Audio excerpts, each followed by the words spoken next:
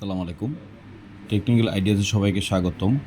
আজকে আমরা 11/0.41 কেবি distribution transformer যে ভেক্টর গ্রুপ হয় ডি ডেল্টা স্টার এন 11 মানে DYN 11 সেটা কিভাবে আপনারা নিশ্চিত হবেন যে DYN 11 আছে।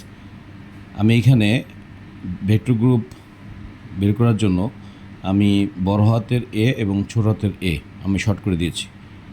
শর্ট করে এখানে যে জিনিসগুলি আপনাকে ফুলফিল করতে হবে কিংবা যেটা মিট করতে হবে ভেক্টর গ্রুপের জন্য, এই শর্ট করার জন্য আপনি দেখেন এই বড় হাতের এ, ছোট হাতের এন এবং বড় হাতের বি, ছোট হাতের এন, এটার যোগফল সমান সমান হচ্ছে AB হলে এটা একটা মিট করতে হবে। তারপর বড় হাতের বি, ছোট হাতের সি ইকুয়াল টু বড় হাতের বি, ছোট হাতের বি, এটা সমান হইতে হবে।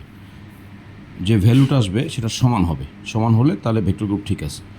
আরেকটা জিনিস দেখতে হবে, বড় হাতের সি, ছোট হাতের সি, বড় হাতের বি, ছোট হাতের বি লেস দেন, মানে ACC লেস দেন CB যদি হয় তাহলে আমার যে ভেক্টর গ্রুপ DYN 11 ঠিক আছে। আপনারা যখন টেস্টে যাবেন তো এই ভেক্টর গ্রুপের এই ফর্মুলাতে ফেলে আপনার শর্ট করছি আমি, আপনি BBA করতে পারেন, সেটা প্রেক্ষিতে ভেক্টর গ্রুপের যে ক্রাইটেরিয়াগুলো সেটা ফুলফিল করতে হবে। তো এই জিনিসগুলি যদি ফুলফিল করে তাহলে আপনার ভেক্টর গ্রুপ ঠিক আছে এবং distribution transfer is okay vector গ্রুপের জন্য। সো এইটা মোটামুটি আপনারা দেখলে নিশ্চিত হয়ে যাবেন যে আমার ডেল্টা স্টার যে কনভার্সন সেটা ঠিক আছে কিনা। তো সেই হিসেবে আপনার এটা চেক করলে মোটামুটি পেয়ে যাবেন। আসসালামু আলাইকুম।